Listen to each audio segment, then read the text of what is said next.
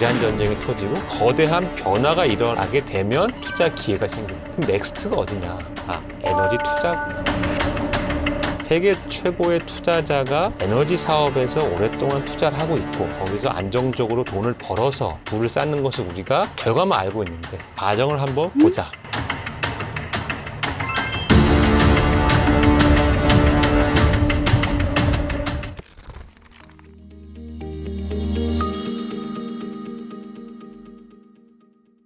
네, 권효재 코르 에너지 인사이트 대표님 모셨습니다. 안녕하세요. 네, 안녕하세요. 근데 지난번에 이제 출연하고 나서 네. 저희 구독자분들께서 굉장히 많은 요청이 있었어요.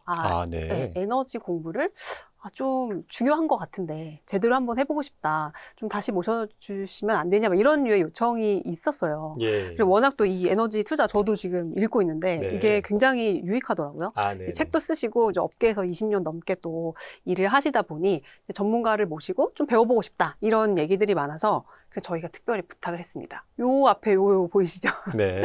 에너지 투자 200% 파헤치기, 특히 이 AI 시대 폭발적으로 성장하는 이 에너지 산업에 올라타라라는 주제로 저희가 특강을 준비를 했거든요. 그래서 5월 16일, 17일이죠. 네. 이제 양일간에 거쳐서 무려 6시간 동안 에너지 이것만 하면 이제 전문가 되는 건가요, 대표님? 투자 전문가 되실 수 투자 있어요. 전문가. 네. 투자 측면에서 이제 우리 에너지 분야를 어떻게 바라봐야 되는지 좀 다양한 내용들 준비하고 있으니까요. 저희가 또 얼리버드 혜택, YG 클럽 혜택도 있으니까 고정 댓글 참고해 주세요.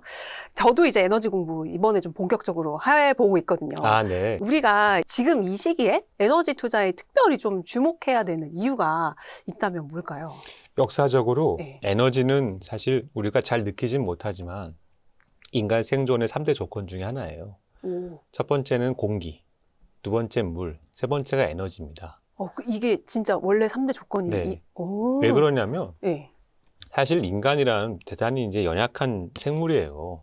추우면 뭔가 입어야 되고, 그쵸.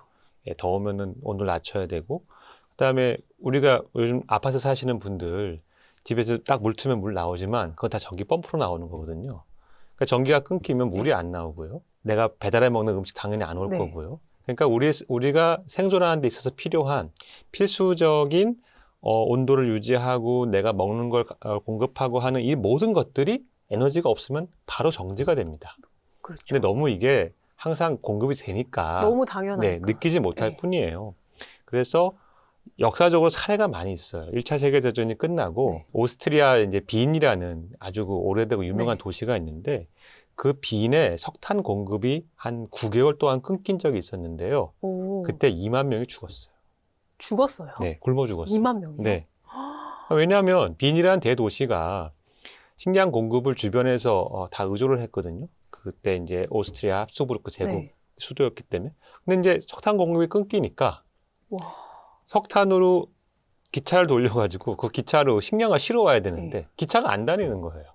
근데 거기가 이제 알프스 산맥 가운데 있거든요. 그렇죠. 그러니까 이제 아이러니한 게 산맥을 넘어가면은 농장에 음식이 있는데 갖고 올 방법이 없는 거예요. 그다음에 겨울에 난방이 끊기고 네. 겨울 난방 끊겼지 식량 공급이 안 되지 그러니까 탈출한 사람은 살았고 도시에 남은 사람들 많이 죽었어요.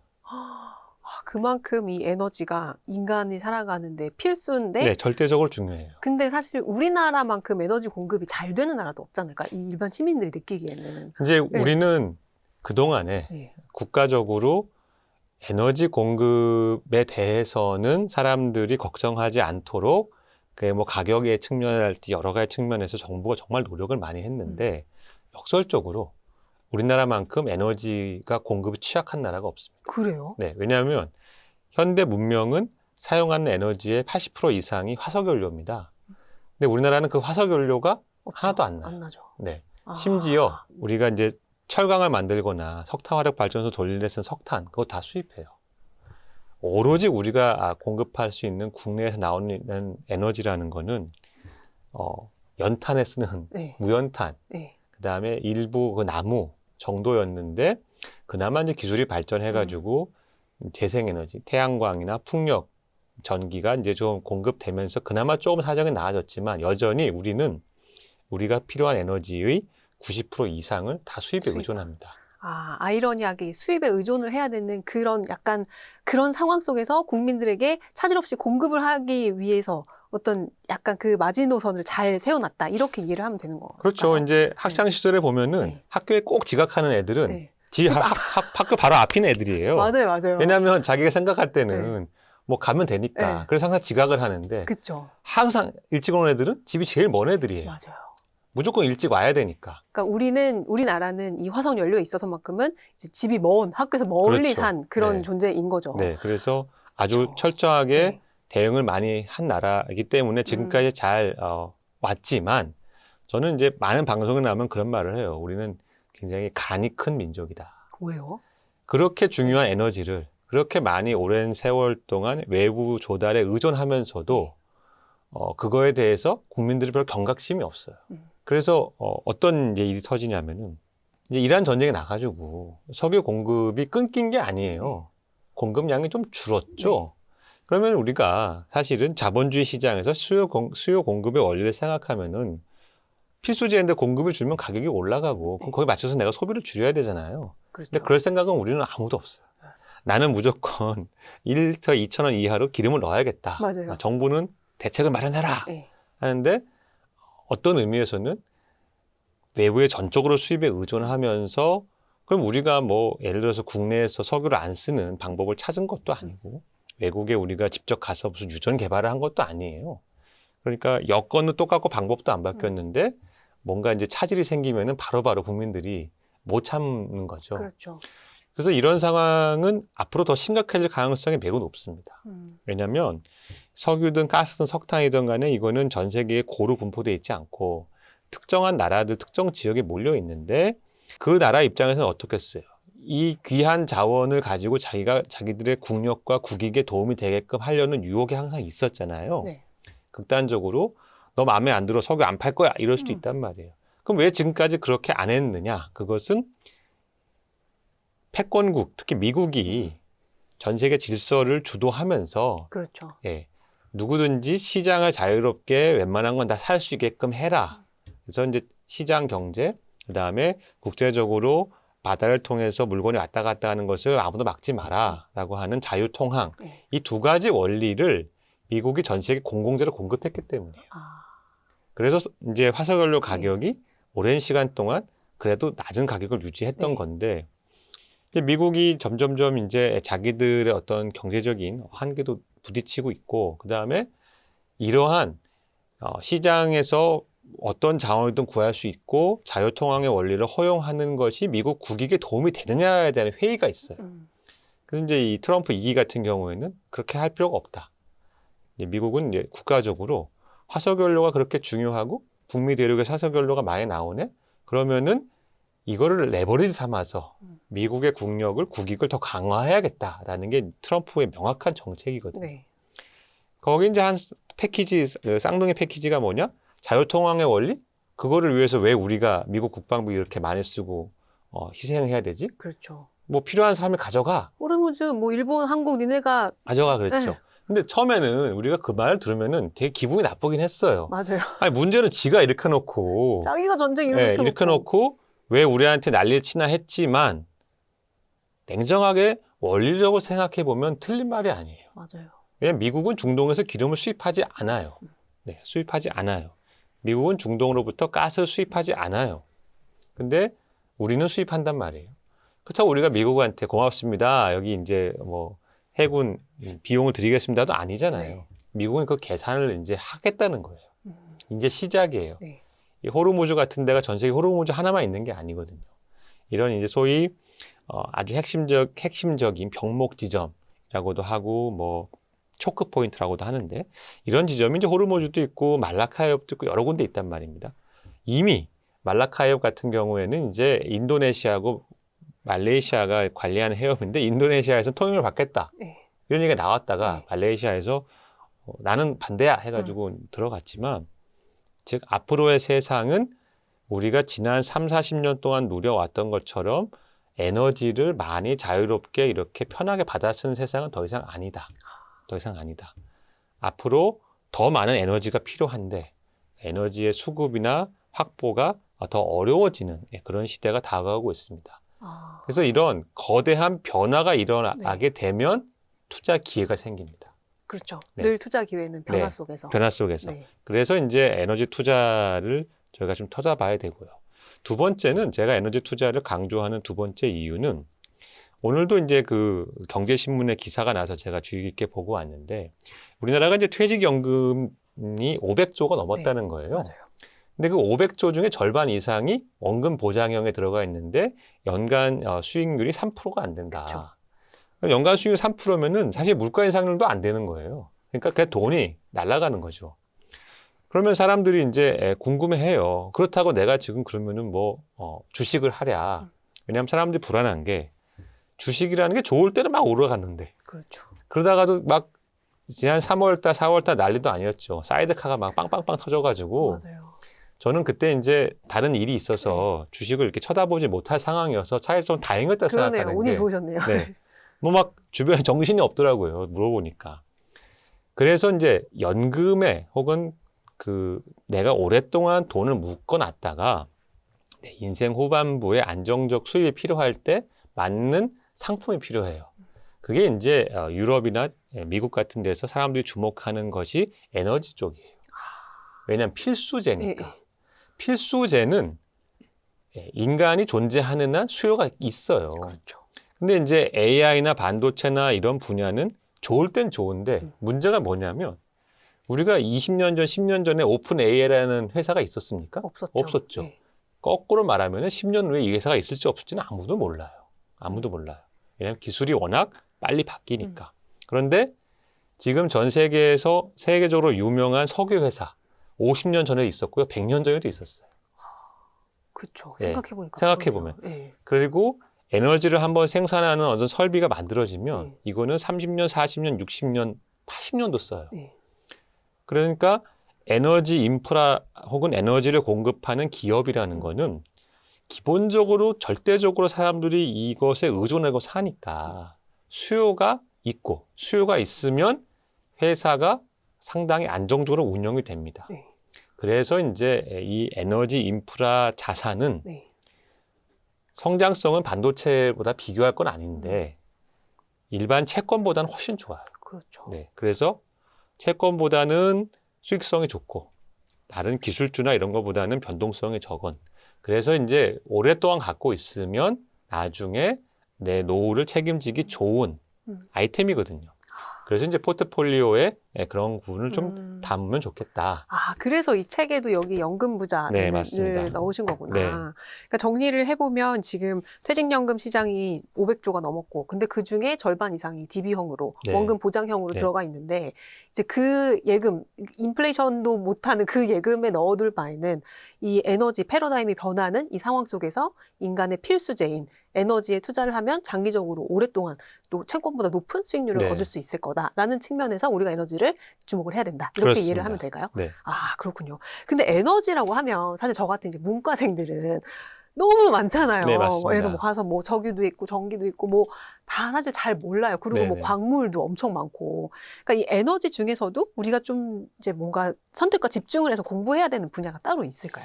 지금 이제 전 세계적으로 에너지의 전환이 일어나고 네. 있고 그 전환의 핵심은 전기입니다. 아, 전기. 네. 더 많은 부분에 네. 전기를 사용하고 생산하고 공급하는 것이 거대한 흐름이고요. 네. 그래서 전기와 관련된 그런 투자는 제가 볼 때는 뭐 확률이 매우 높습니다.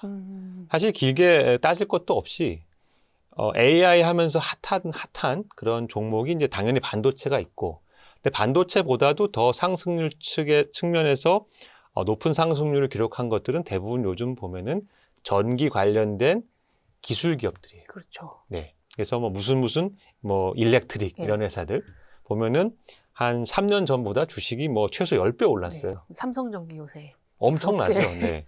그러면 이제 사람들이 이게 AI 때문에 이런 거 아니냐. 그런 부분도 있어요. 네. 근데 이 전기 관련된 그 기업들이 실적이 좋고 전기 관련돼서 수요가 늘어난 거는 사실 크게 보면 세 가지 이유가 있습니다. 어떤 거 있을까요? 첫 번째는 전 세계적으로 에너지 전환을 하자. 이제 화석연료에서 탈화석연료로 가자라고 하면서 재생에너지에 대한 투자가 많이 늘었습니다. 재생에너지는 대부분 재생전기입니다. 그럼 재생전기는 기존에 우리가 말하는 뭐 석탄발전소, 가스발전소, 원자력발전소랑은 좀 패턴이 달라요. 특성이 달라가지고 재생에너지가 많이 늘어나면 이 재생에너지 발전소를 받쳐주는 전력망의 기본적인 작동 방식이 많이 바뀌고 새롭게 어떤 보안 설비들이 많이 투자가 돼야 됩니다. 그러니까 선투자가 많은 특징이 있어요. 그럼 왜 선투자가 많은데 그걸 합니까? 연료비가 안 들어요. 재생에너지는 연료비가 안 드니까. 그렇죠. 예를 들어서 우리가 이제 가스를 사와가지고 전기를 만든다. 이러면은 처음에 투자비는 1조가 드는데 30년 돌리면은 연료비가 10조가 드는 거예요. 네. 그렇죠. 재생에너지는 반대예요. 30년 똑같이 운영하는데 처음에 설비 투자비는 5조가 들어요. 그래서 아니 이게 가스는 1조밖에 안 드는데 왜 얘는 5조나 듭니까? 그렇죠. 근데 나중에 연료비는 30년 다 합쳐도 연료비는 뭐 1,000억도 안 들어가는 거예요. 그러니까 셈법이 다른 거예요. 그러네요. 처음에 많이 투자를 하고 나중에 이제 돈이 안 들어가는 게 있고 처음에 투자를 적게 하고 나중에 연료비가 많이 들어가는 게 있는데 뭐 서로 장단점이 있어요. 있는데 에너지 전환에 적합한 거는 재생에너지 같은 경우에는 이제 온실가스가 안 나오니까. 근데 이걸 딱 보니까 처음 돈이 많이 들어가네? 그럼 뭡니까? 투자가 필요한 거예요. 그렇죠. 그래서 각 국이, 각 나라가 우리가 연료를 쓰던 테크놀로지에서 연료를 안 쓰는 테크놀로지로 바뀌려고 하니 가장 필요한 게 돈이에요. 누군가 처음에 돈을 투자를 해줘야 되는 거예요. 그러면 이제 투자자를 모집할 거 아닙니까? 투자자 끌어내려면 어떻게 해야 됩니까? 좋은 조건을 제시해야 되죠. 그래서 돈이 있으면 여기 투자를 하면 좋은 거예요. 왜냐하면 지금 돈에 대한, 이 투자에 대한 니즈가 있는데 목돈이 들어가니까 각 나라가 좋은 조건을 제시를 하는 거예요. 소위 이자 많이 줄게. 그렇죠. 일단 뭐 이자를 많이 주던, 보조금을 주던, 그렇죠. 뭘 주던 혜택을 준다. 그러면 각 국가는 왜 그렇게 하느냐? 국가 입장에서 아까 말씀드렸던 이 화석연료가 특정 국가나 특정 지역에서 많이 나오던 것이 그동안은 어떻게 보면 통제가 됐는데 이제 통제력이 점점 약해지고 사실 이란 전쟁 같은 것들이 몇 년 전부터 예견이 됐던 거예요. 근데 러우 전쟁이 터지고 이란 전쟁이 터지고 그럼 넥스트가 어디냐? 넥스트는 어딘가 특정할 수는 없지만 위기는 또 올 거예요. 화석연료 공급 위기는 또 올 거예요. 그다음에 우리가 흔히 얘기하지 않지만은 우라늄 공급도 위기가 올 수 있어요. 왜냐하면 우라늄은 더 소수의 국가가 공급하거든요. 그렇죠. 그러니까 연료를 쓰는 에너지는 어떤 경우에든 이런 소위 공급 위기를 피할 수가 없어요. 한 번은 온다. 그러면 오면은 내가 그 에너지원에 의존해가지고 그동안 누려왔던 편익이 와르르 무너질 수가 있는 거죠. 예를 들어서 우리가 지금 이제 뭐 우리나라 자동차 산업이 발달해 있고 휘발유차, 디젤차 많이 운전하는데 기름값이 사실은 정상적으로는 지금 한 2,500원 돼야 돼요. 정부가 이제 보조금을 주고 해서 누르고 있는 거잖아요. 무한정 누를 수가 없습니다. 이거 한두 달 아니면 끝나요. 근데 한두 달 안에 정부는 이제 그러면은 재원 문제 여러 가지 문제가 있으니까 가격을 원복시키게 정상적으로 받겠다. 근데 이란 전쟁이 만약에 연말까지 간다. 그러면 이게 2,500원, 3,000원 갈 수 있어요. 근데 내가 차가 휘발유 차밖에 없다 그러면은 난 빼도 박도 못 하는 거예요. 그렇죠. 이게 국가적 차원으로 가게 되면은 몇십조, 몇백조를 다시 연료비로 지급을 해야 되는 일이 벌어집니다. 2022년에 러우 전쟁이 터졌을 때 우리나라가 추가로 발생한 화석연료 수입 비용이 100조가 넘어요. 추가로요? 네, 추가로. 와. 100조가 넘어요. 1년 예산이 700조인데. 네. 그러니까 작은 돈이 아니에요. 그러니까 그거를 우리는 그렇게 크게 체감을 못 하잖아요. 왜 못 했느냐? 한전과 가스공사나 이런 데를 통해 가지고 정부가 일단 네가 다 짊어져라. 목을 비틀고 목을 비틀고 나서 나중에 돈을 다시 회수해라. 그러니까 이제 전기요금이 그 다음에 올라간 거예요. 근데 유럽은 이제 그렇게 통제하는 구조가 아니고 그냥 시장을 통해서 이제 흡수하는 구조거든요. 그러니까 갑자기 전기요금, 가스요금 다 올라가가지고 경제가 굉장히 어려웠죠. 그래서 이제 유럽 같은 나라들이 이거 안 되겠다. 화석연료에 의존하는 한 경제가 언제 어떻게 망가질지를 모른다. 공급의 위기가 언제 올지 모른다.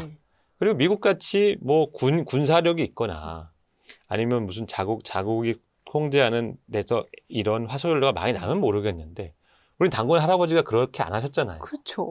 그러니까 우리는 어떻게 보면은 이건 시간의 문제일 뿐 이제 재생을 전환을 해야 되고 원자력을 많이 쓰고 해서 소위 무탄소 에너지를 많이 써야 되는데 원자력은 그나마 제일 나아요. 왜냐면 원자력은 연료를 2년분을 비축할 수가 있습니다. 지금 2년분이 있어요. 저장을 할 수가 있구나. 예. 근데 석유는 뭐 100일분, 예. 뭐 150일분은 예. 많은 거고 가스는 더 적어요. 예. 기술적으로 비축할 수 있는 게. 그러니까 에너지 전환이라는 것이 여러 가지 이유로 예. 안보의 이유, 뭐 환경의 이유, 여러 가지 이유 때문에 전환이 진행 중이니까 결국은 이런 흐름 속에서 전기가 일단 우선이다. 전기가 우선이다. 두 번째는 아까 말씀드린 대로 연료 수입을 하지 않는 에너지에 대한 어떤 니즈가 많다. 그 다음이 AI인 거예요. 아, AI가 3번이네요. 3번이에요. 사실은 AI 전에 이미 네. 이런 흐름은 견조했어요. 견조했는데 왜 그럼 AI가 나왔을 때 갑자기 이게 주가가 팡 뛰었습니까? 이것은 AI가 갖고 있는 어떤 패권 경쟁 성격 때문이에요. AI 전에는 전 세계적으로 이제 재생에너지가 늘어난다. 그다음에 우리가 이제 더 이상 수입에 의존하지 않는 어떤 전기화된 전기 위주의 에너지를 바꾸자. 네. 두 가지로 각 나라들이 꾸준히 투자를 하고 있었어요. 그렇죠. 거기 들어간 설비를 누가 주로 공급했느냐? 중국이 주로 공급했죠. 근데 이제 AI가 터지고 AI를 잘 보니까 이 AI라는 것이 일종의 핵무기예요. 예. 그렇죠. 워낙 이게 이제 잠재력이 강하고 이게 군사 무기화 되면은 치명적인 위력이 있으니까 각 나라들이 AI를 개발하는 경쟁에 사활을 걸게 됩니다. 그러면서 이제 어떻게 하느냐? AI에 필요한 모든 전기 생산부터 저 위에 소프트웨어까지 풀 스택을 다 국가 안보로 연결시켜요. 그렇죠. 그러면 이제 중국산을 못 쓰게 하는 거예요. 중국산이 하나라도 끼우면 어떻게 됩니까? 나중에 중국이 예를 들어서 변압기를 이제 뭐 미국에 공급해서 그 변압기로 데이터 센터 들어가겠는데 변압기 공급 안 해버려. 그럼 바로 스톱 혹은 증설 계획이 다 차질이 생기잖아요. 그렇죠. 그러니까 서로 뻔히 아는 거, 패를 뻔히 아는 거예요. 이 풀스택 전체에서 상대방에 의존하면 안 되겠다. 그러면 이제 어떻게 되느냐? 세계적으로 규모가 컸던 중국 변압기 회사들이 미국 시장에 못 가는 거예요. 그럼 미국은 AI를 해야겠는데 갑자기 그런 변압기나 여러 가지 핵심 산업 설비를 공급했던 중국이 못 들어오니까 어떻게 됩니까?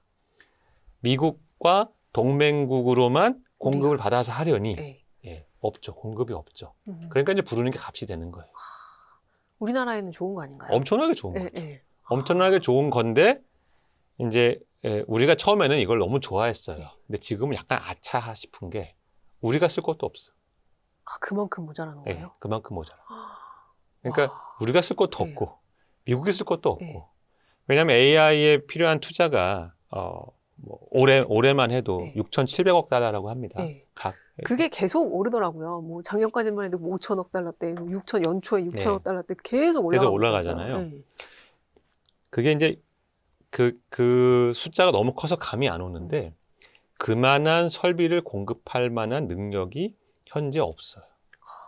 그러니까 빅테크들은 투자를 하고 싶은데 돈을 줘도 공급이 안 되는 거죠. 변압기 같은 경우에는 지금 주문하면 5년 후에 받아요. 5년이요? 네, 5년. 진짜 어마어마하네요. 어마어마하죠. 와. 그러니까 이제 변압기가 5년 후에 오는데 내가 엔비디아에다가 이제 예를 들어서 고성능 블랙엘 GPU를 주문을 했어요. 우리도 뭐 깐부 회동하고 해서 받았잖아요. 그렇죠. 받았죠, 5만 개. 문제는 그게 와도요. 걔 돌릴 데이터 센터가 없고요. 데이터 센터에 들어갈 변압기가 없어요. 그러니까 GPU가 와도 걔한테 전기를 줄 방법이 없어요. 그러면 이제 예를 들어서 우리는 그 뭐 5만 장, 10만 장, 20만 장이 엄청난 것 같지만 사실 그거 하이퍼스케일 데이터 센터 하나에 들어가는 거예요. 미국으로 치면. 그 정도예요? 네. 그러니까 뭐 20만 장, 30만 장, 100만 장을 직접 하겠다는 데이터 센터들이 미국에 여러 개가 진행되고 있어요. 그럼 예를 들어 100만 장을 직접 하겠다. 그럼 걔는 전력 사용량이 5기가예요. 근데 5기가짜리 데이터 센터에 전기를 공급할 변압기가 없어요. 일정에 맞춰서. 그러면 이제 어떤 일이 벌어지느냐. 변압기가 왜 필요하지? 네, 전기를 끌어오기 때문입니다.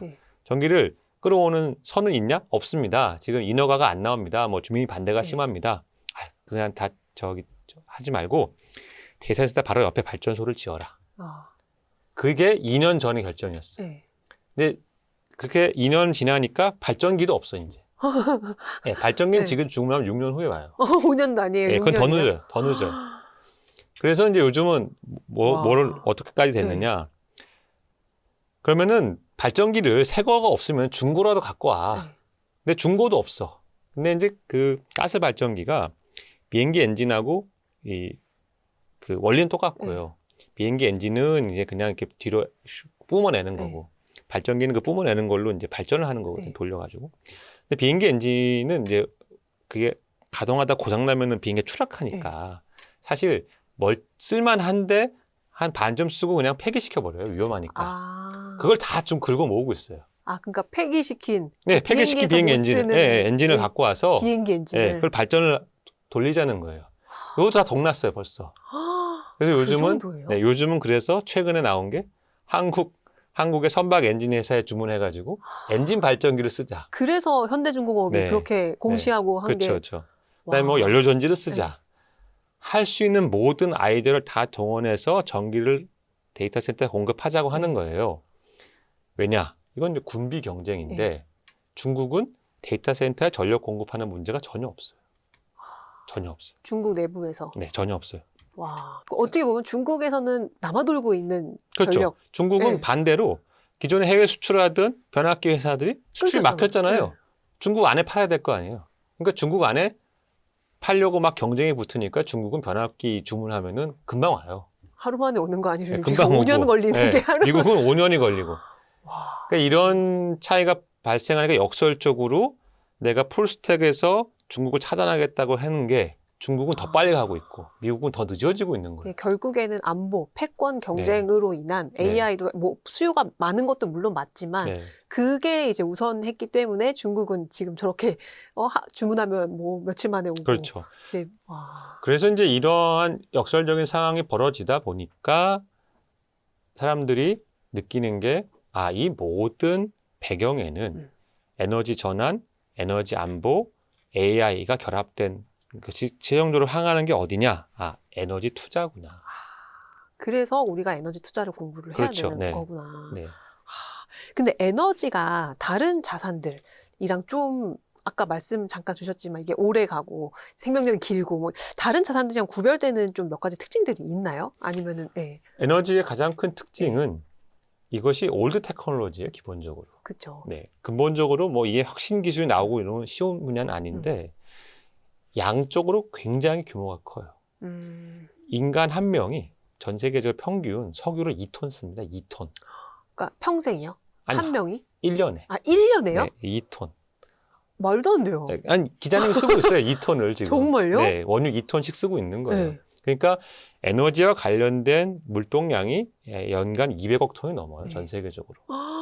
이게 200억 톤을 핸들링 하려고 하니까 어마어마한 규모죠. 그래서 규모가 크기 때문에 얘는 항공모함 같은 거고 천천히 변할 수밖에 없어요. 그래서 무슨 예를 들어 우리가 이제 뉴스에 무슨 혁신 기술이 나왔다. 제가 오늘 본 재밌는 기술이 국내 모 대학교에서 바닷물에서 그 탄화수소를 뽑아내는 기술을 개발했다. 근데 그런 식의 어떤 혁신 기술은 무수히 많이 등장을 하는데 그중에 아주 소수만 상업화돼요. 왜냐하면 이 가격 조건, 그다음에 이 엄청난 양의 요구 조건을 맞춰야 그렇죠. 되니까 에너지는 결국은 양의 승부예요. 양의 승부. 와, 1년에 한 사람당 2톤이면 말 다 했네요. 엄청나게 쓰는 진짜 거죠. 어마어마한 스케일이다. 네. 그래서 여기는 스케일이 중요한 분야다. 혁신 기술보다는 스케일, 양, 이 부분을 주목할 필요가 있습니다. 그렇구나. 그러면은 사실 이 전기가 결국에는 발전이잖아요. 발전을 하는 게 지금 AI 시대에도 가장 급한 거, 가장 필요한 거인데 이 발전하면 전 요새 떠오른 거는 이 우주 데이터 센터밖에 생각이 잘 안 나요. 그러니까 일론 머스크가 주장하는 이렇게 전기가 없는데 일론 머스크 뭐 연초에 뭐 칩이 남아돌 수도 있어요. 전기 없어가지고 뭐 이런 얘기도 하셨는데 이 우주 데이터 센터 이런 구상이 실질적으로 현실적으로 가능할까요? 어떻게 보세요? 저는 말씀을 드리기가 좀 조심스러운 게 주변에 워낙 테슬라 주주들이 많으셔가지고 조심스럽긴 한데 이제 주변의 전문가들하고 좀 토론을 한 적이 있었습니다. 저희 제가 운영하는 이제 COR 에너지 인사이트에 가면은 뭐 거기에서 만난 여러 전문가들하고는 되게 격이 없이 토론을 하거든요. 이제 어떤 분들은 이거는 황당한 아이디어다. 왜요? 물어봤더니 두 가지 이제 문제가 있다. 첫 번째는 그 AI 칩이라는 거는 이제 수명이 있습니다. 그래서 이제 쓰다 보면은 아무리 길어도 5년 후에는 바꿔줘야 되거든요. 우주에 올린 거 어떻게 바꾸냐 이거예요. 우주에 올린 거는 일회용인 거죠. 네. 그러니까 그럼 일회용이냐 아니냐를 따지면은 이게 길게 보면은 가치가 바뀐다라는 주장이 있었고 뭐 그럴 수 있는 거죠. 두 번째는 얘를 우주로 올려보내기 위한 비용이 낮아졌지만 여전히 그게 굉장히 많은 돈이 들어갑니다. 한 번 우주로 보낼 때마다. 그다음에 우주로 보내가지고 결국 이 태양광 전기를 정지 궤도에서는 이제 계속 햇빛이 들어오니까 24시간 태양광으로 이제 높은 효율로 발전해 전기를 얻는 것까지는 맞아요. 좋은데 그 비용을 다 비교를 해보면은 좀 갸웃하다는 거예요. 경제성이 과연 있겠느냐. 그래서 전체적으로는 기술적으로 불가능한 건 아닌데 그렇게까지 전기가 없어서 이제 문제가 되는 것도 알겠는데 좀 극단적인 해결책이 아니겠느냐 이런 의견들을 좀 접했습니다. 아직까지는 뭐 기술적으로 불가능한 건 아니지만 어떤 그 수익 비용 편의를 따져봤을 때는 아직까지는 먼 미래의 일이다. 이런 이제 의견들이 많다. 네. 아, 그렇구나. 근데 이번에 저희 특강에서는 6시간 동안이나 하시잖아요. 이틀에 걸쳐서 이 모든 내용들이 다 담겨 있는 거예요. 주로 어떤 내용들이 이제 들을 수 있을까요? 네, 이제 6가지 섹션으로 구분되어 있고요. 첫 번째는 이제 기본기를 다져야 됩니다. 그래서 에너지 쪽에 들어가면 사람들이 어려워하시는 게 용어예요. 맞아요. 무슨 뭐 MMBTU가 뭐고 킬로와트 아워가 뭐고 뭐 TOE가 뭐고 그래서 용어를 일단 정확하게 설명을 드릴 거고요.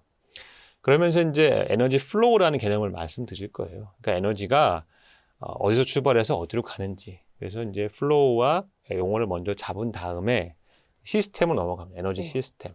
에너지 시스템이라는 말을 왜 드리냐면은 에너지는 필수제이고 사람과 문명과 국가의 생존에 반드시 필요한 거니까 이건 100% 시장 원료 돌아가는 게 아니에요. 아니에요. 정책이 반드시 들어가고요.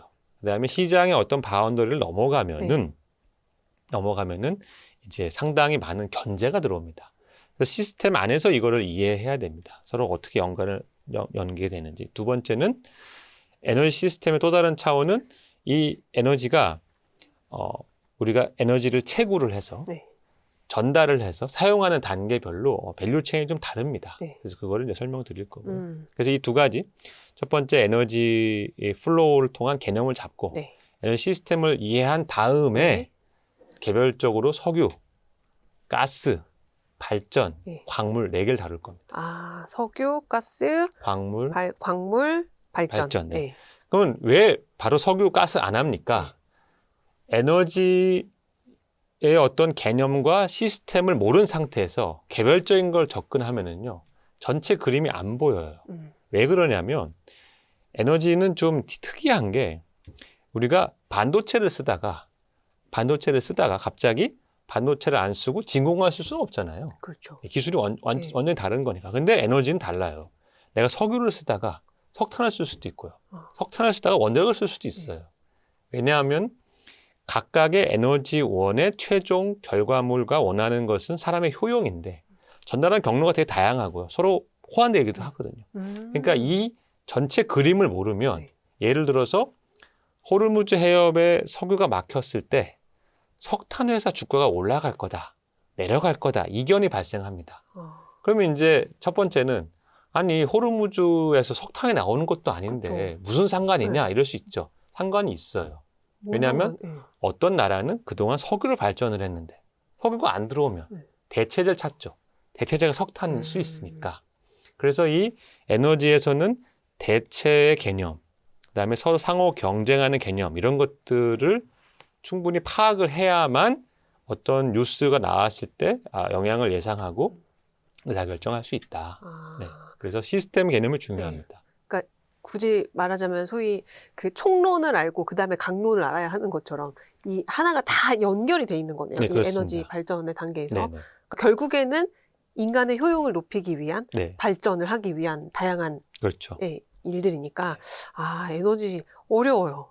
에너지 듣기만 해도 어려운데 근데 사실 에너지 투자라고 하면은 저는 딱 그냥 떠오르는 거는 원유 선물 네. 이런 거거든요. 근데 원유 가격은 사실 이게 없잖아요. 네. 그 예측 가능하지 않다고 네네. 해야 되나? 근데 이거를 투자의 측면에서 어떤 식으로 우리가 아이디어를 얻을 수 있는 거예요, 그러면? 그런 이제 커머디티 투자는 네. 저는 전혀 권하지 않습니다. 아, 그래요? 네. 에너지가 생산된 현물은 말씀하신 대로 변수가 너무 많고요. 제가 이제 강의 때 차트를 보여드릴 건데 네. 차트를 보면은 아무런 목적성도 패턴도 없고요. 그다음에 특이한 게 모든 연도마다 전문가들이 세계적 전문가들이 이제 유가 예상하고 가스값 예상하잖아요. 맞은 적이 한 번도 없어요. 아, 정말요? 없어요. 없어요? 없어요. 예상 왜 하는 거예요, 그러면? 그러니까 다 네. 그런 말을 해요. 예상을 왜 하느냐? 네. 필요하니까 하는 거예요. 정부가 정책을 내려면은 뭐 내가 점쟁이한테 가가지고 뭔가 그 기초적인 데이터가 깔려 있어야 되니까. 네. 그러니까 어쩔 수가 없어요. 아, 그러니까 이게 예를 들어 우리가 물을 갖고 이렇게 국제적으로 거래를 해서 물을 사야 되는 상황이 되잖아요. 네. 그러면 이거 완전히 또 다른 세상이 될 건데 필수제라는 게 그만큼 무서워요. 필수제는 가격 변동에 너무 예민하고요. 근데 여기다가 금융화가 되다 보니까 이제 선물 투자나 투기 투자가 많이 붙어서 지금은 사실 실제적으로 거래되는 에너지보다 선물 시장 규모가 20배, 30배, 50배 더 큽니다. 그쵸. 네. 맞아요. 그러니까 네. 예를 들어서 뭐 호르무즈 해협이 열렸다라는 뉴스 듣고 갑자기 유가가 15% 폭락을 해요. 근데 그게 열렸다라는 뉴스 듣고 배가 갑자기 막 쏟아져 나온 게 아니에요. 그쵸. 실물에서는 큰 실물에서는 사실 아무 변화가 네. 없었어요. 왜냐하면 그 뉴스는 내가 열 거다였거든요. 열 거다. 네. 열 거다 하고 16배가 막 왔다 갔다 하는 건 다른 건데 실물에서는 아무 영향이 없었는데 선물 가격 막 폭락했다 올라갔다 막 이러잖아요. 그러니까 더 어려워졌어 예측이. 그러니까 이 에너지가 이 금융이랑 붙어서 네. 선물 시장이 어마어마하게 커져 버리니까 더 가격 예측이 어려워졌다. 거기다 이렇게. 선물에 네. 옵션에 막 각종 희한한 파생 상품에 네. 거기다가 이제 이 포트폴리오 투자를 하니까 우리가 얼마를 투자하면 의무적으로 거기에 투자하는 게 할당이 되지 않습니까? 그렇죠. 돈이 계속 들어와요. 네. 에너지 쪽에. 에너지 그 실제 커머디티 네. 투자에. 그러니까 돈은 계속 들어오고 거래되는 자원은 한정적이니까 점점점 금융화가 커져가지고 네. 요즘 무슨 말이 나오냐면 금융화가 이제 머리라는 거예요. 실제 니즈, 디맨드나 서플라이가 네. 머리가 아니고 금융이 머리고 이게 꼴이다. 아예 주객이 전도된 거예요. 전도됐다. 네. 그런 말도 나와요. 그래서 저는 절대 그 분야는 투자를 권하지 않습니다. 이게 이 커머디티와 에너지는 또 완전히 다르게 그러니까 봐야 저는 되는 거예요. 엄밀히 얘기하면 에너지 인프라, 네. 에너지 에너지 인프라. 네트워크, 네. 에너지 기술, 에너지 회사 여기에 네. 투자를 하라는 거지 에너지 커머디티에는 쳐다도 보지 말라. 그럼 금도 마찬가지겠네요. 금, 은 이런 것도. 그러니까 금은은 커머디티잖아요. 금은도 당연히 이제 뭐 그거는 에너지와 은은 좀 관련이 네. 있는데 금은 관련이 없고요. 네. 이제 소위 말하는 광물 자원 쪽에서는 주로 그런 쪽은 아니고 이제 광물 자원도 똑같이 광물 자원을 생산하는 회사, 광물 자원을 활용해서 뭘 하는 기업, 뭐 인프라, 광산 이런 걸 얘기하는 거지. 그 자원 자체는 저는 보지도 말라. 큰일 난다. 이해가 됐습니다. 이 6시간 이번에 이제 에너지 투자 200% 파헤치기 시간 6시간 동안에는 이제 에너지 인프라, 에너지 네트워크, 앞으로 이제 에너지의 패러다임이 바뀌는 이 변화 속에서 우리가 어디에 투자의 기회를 찾을 수 있는지 이런 것들에 대한 아이디어를 주신다. 그렇습니다. 이렇게 이해를 하면 되겠죠. 여러분 고정 댓글 참고해 주세요. 너무너무 기대되는 강의네요. 그렇다면 사실 제가 얼마 전에 왜 그런 뉴스도 있었잖아요. 하이퍼스케일러들이 데이터 센터를 너무 많이 지으니까 이제 특정 그 미국 동네에 전기 요금이 너무 많이 올라가지고 막 트럼프 대통령이 주민들이 막 반발을 하니 네. 트럼프 대통령이 이제 그 빅테크들한테 니들이 내 이렇게 해갖고 아, 우리가 낼게요. 약간 이런 사건들도 있었잖아요. 네. 그러니까 결국에는 전국적으로 이 주민들이 내는 전기세도 올라갈 수밖에 없는 구조 아니에요? 그렇죠. 네. 그러니까 이제 전기 요금은 뭐 그 전기 요금을 결정하는 공식도 여러 가지가 네. 있고 이제 규제 방법이 다양한데 결국은 전기 공급이 제한적인데 기존에 예를 들어서 전기를 요만큼 쓰다가 이만큼 쓰는 애가 네. 들어온다는 거예요. 네. 그 동네에. 음. 근데 공급은 한정돼 있으면 가격이 올라갈 수밖에 없습니다. 그렇죠. 그래서 시장 원리를 적용하면은 데이터 센터가 우리는 뭐 킬로와트 아워당 우리나라 전기가 한 200원 정도 하는데요. 소매 요금 기준으로. 우린 급하니까 300원 낼게요. 전기 다 놔주세요. 이렇게 하면 안 되는 거예요. 왜냐하면 나머지 사람들은 갑자기 하루아침에 내가 200원 내다가 300원 내라는 꼴이 되잖아요. 그건 정치적으로 받아들일 수가 없는 거니까 시장 원리로 생각하면은 전기 공급하는 회사 입장에서는 좀 속이 타는 거죠. 아, 내가 저거 50% 더 많이 돈을 벌 수 있는 기회인데 기회가 사라질 수 있는 거예요. 그래서 이게 에너지가 시스템이고 규제를 알아야 되고 정책을 알아야 돼요. 그러네요. 네, 그냥 데이터 센터가 많이 오니까 전기요금 올라가가지고 유틸리티가 돈 많이 벌겠지? 천만에. 전혀 그렇지 않아요. 네. 그래서 이 에너지는 필수제이기 때문에 반공공재이기 때문에 그렇죠. 그러한 제약을 이해해야 됩니다. 네. 아까 말씀 주셨던 그 에너지가 필수제라서 이제 단순히 시장 원리로만 굴러가지는 않기 때문에 우리가 시스템을 알아야 된다. 그리고 이 에너지 전환은 필수적으로 일어나는 일이니 그 투자금을 초기 투자금을 땡기기 위해서 여기에서 이제 투자의 기회가 많아질 거니 우리가 에너지 투자를 공부해야 된다라는 그 플로우가 이해가 되네요. 이게 정말 연금 투자가 맞네요. 그렇습니다. 예.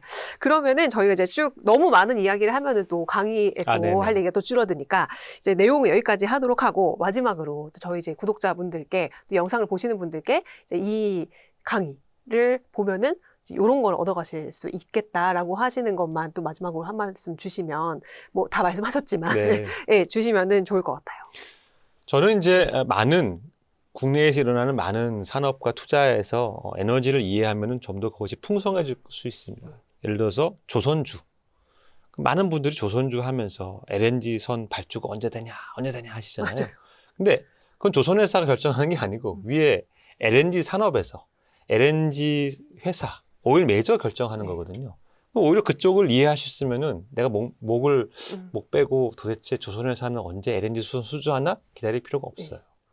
그다음에 우리가 광물 뭐 리튬 가격이 어쩌고 2차 전지가 어쩌고 막 여러 가지 논의를 하고 있는데 그 분야도 더 길게 보면 왜 전기차가 대세일 수밖에 없느냐. 그건 에너지적인 원리 때문에 그렇거든요. 그럼 전기차가 대세면은 아까 말씀드린 양이 중요하고 스케일이 중요한 이 세상에서 향후에 어떤 기업이 더 승산이 높을 것인가 판단할 수 있는 거죠.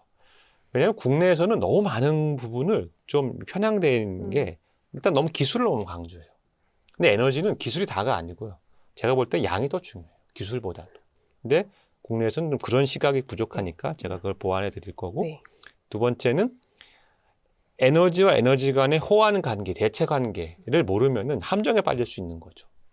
예를 들어서 석유가 이제 공급이 적어지면 석유값이 오르고 석유값이 오르면 이렇게 해서 이제 논리가 전개되잖아요. 꼭 그런 게 아니에요. 그러니까 그게 단선적이지 않더라고요. 단선적이지 않아요. 왜냐하면 가다 보면 예를 들어 정부가 개입해서 야 석유값 더 이상 안 돼 이럴 수도 있고 이건 필수제니까. 두 번째는 대체해버릴 수가 있어요. 대체해버릴 수가 있어요. 그래서 좀 이런 각각의 개별 종목을 이해하는 데 있어서 훨씬 더 풍부한 내용을 알게 되고 제가 볼 때는 실수를 줄일 수 있다. 실수를. 그래서 에너지 투자는 이게 막 급등을 하거나 뭐 갑자기 한 달 만에 뭐 몇배가 오르고 그럴 종목이나 주식이나 내용은 아니지만 길게 보면은 굉장히 괜찮을 수 있다. 그래서 저는 마지막에 이 말씀 정리하고 싶어요. 투자의 세계에서 세계 최고의 투자자가 누구냐 하면은 뭐 제가 볼 때는 절반 이상이 워런 버핏을 꼽을 거예요. 그렇죠. 워런 버핏은 이제 벅셔 해서웨이로 명성을 날린 사람인데 벅셔 해서웨이 안에서 가장 그 덩치가 큰 자회사가 뭐냐? 벅셔 해서웨이 에너지예요. 그렇죠. 벅셔 해서웨이 에너지라는 회사가 뭐 버핏이 사랑하고 아끼고 거기서 굉장히 이제 자기가 자랑하는 산업인데 뜻밖에도 그 회사를 잘 몰라요, 사람들이. 뭐 하는 회사인지, 왜 그 회사는 이렇게 안정적으로 네. 돈을 잘 버는지. 근데 벅셔 해서웨이 에너지야말로 이 에너지 투자의 논리가 다 응축돼 있어요. 그 회사 사업 내용을 보면. 네. 그래서 저는 세계 최고의 투자자가 에너지 사업에서 오랫동안 투자를 하고 있고 거기서 안정적으로 돈을 벌어서 그렇게 이제 부를 쌓는 것을 우리가 결과만 알고 있는데 과정을 한번 보자. 보면서 이제 배울 것이 많다. 그 말씀 드리고 싶습니다. 와, 너무 듣고 싶어요.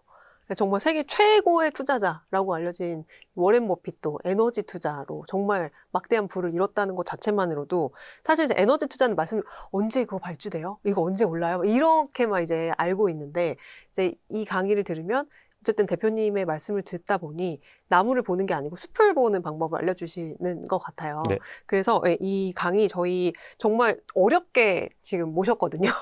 그래서 5월 16일에서 17일 이틀 동안 이제 6시간 동안 이제 연속으로 하고 또 온라인으로도 또 들으실 수 있으니까 고정 댓글 참고해 주시고 너무 기대하고 있겠습니다. 열심히 공부해서 저도 이제 정책과 또 시스템, 이 플로우를 다 아는 에너지 전문가로 거듭나기 위해서 열심히 해보겠습니다. 오늘 나와주셔서 정말 감사합니다. 네, 감사합니다. 네, 고맙습니다.